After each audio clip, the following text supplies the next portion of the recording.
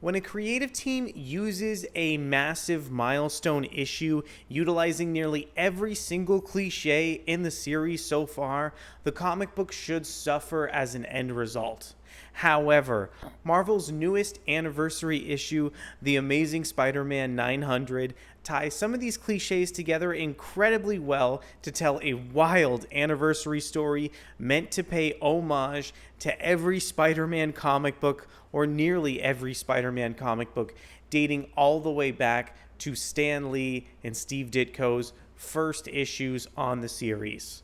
My name is Erick Braddock, and today I wanted to dive deep into Spider-Man's newest anniversary issue. But before we do, wanted to go ahead and encourage you to go ahead and subscribe to the channel if you like the content, and feel free to click that like button since you're already on the video as well. Greatly appreciate it. Thanks so much. And now I wanted to talk a little bit about Amazing Spider-Man 900. Here is a look at the teaser for the series. And I pulled this up from Adventures in Poor Taste. So just wanted to go ahead and give them a quick thank you. And first up, I wanted to go ahead and also recap the entire creative team on the issue, since there were so many people contributing to the series. This issue itself is just about 90 pages. So the main feature is written by Zeb Wells, with additional writing from Daniel Kibblesmith, Jeff Loveness, and Dan Slott. The issue is illustrated by Ed McGuinness, David Lopez, Todd Nuack, and Marcos Martin. And the issue is inked by Mark Morales, Ed McGuinness, Wade Von Grawbadger, and Cliff Rathburn. The colors are from Nathan Fairbairn, Rachelle Rosenberg, Muntsa Vicente, Marcio Menyz, Dijjo Limma, and Erick Arciniega. And the entire issue is lettered by VC's Joe Caramagna. And I wanted to go ahead and direct your attention to some of the art by Ed McGuinness in the issue. The issue does a great job kind of establishing all of this motion.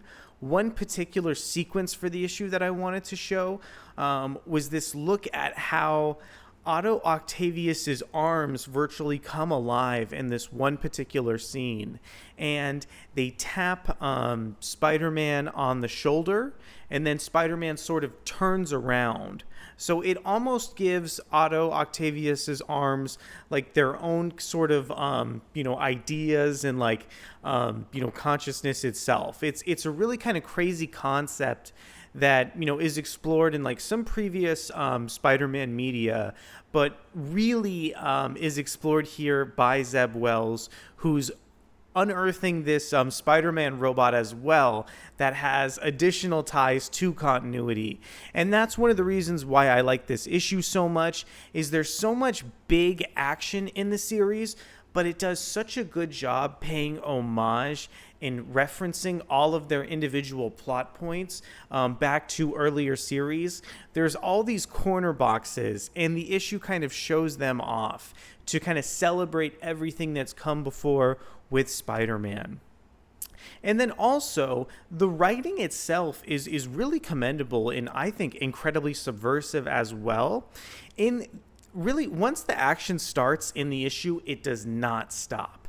It was really shocking to see just how many villains Zeb Wells was able to cram in like one issue of Spider-Man and still tell a really coherent story. It definitely helped that there was like that additional page space. And also, I really feel that the previous issues of Spider-Man have been setting up this big moment for Zeb Wells to tell such an action-packed issue of the main series. And I just really enjoyed Spider-Man's battle with the Super Adaptoid in particular, who took on so many different characters from Spider-Man's past in the Sinister Six. This issue kind of brings out the Sinister Seven, as they call it. And in addition to like being like a huge like action-packed, really like action-filled issue of Spider-Man, there's also some existential elements as well, with Zeb Wells exploring what consciousness is like, and how some of the different characters feel about like their surroundings as well. Also, I don't know how they do it, but they even manage to advance Spider-Man's romantic relationships. I don't want to say anything else because I am so excited about this new opportunity for Spider-Man that I don't want to give it away. I want you to go ahead and check out, this issue, especially since it just came out. There are so many additional stories in the comic, and a lot of them were really actually quite good. I wasn't expecting to like the backup story where Spider-Man meets Jimmy Kimmel. Yes, Spider-Man meets that Jimmy Kimmel.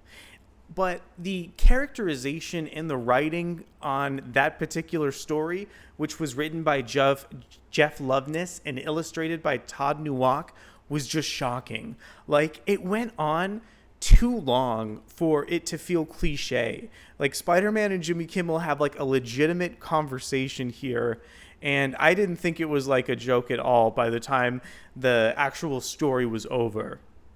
I also really liked the story from Daniel Kibblesmith and David Lopez.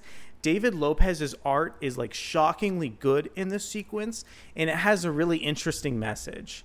The only sort of criticism I might apply here is just that I felt that the issue itself, or the story itself, was a little bit light on content.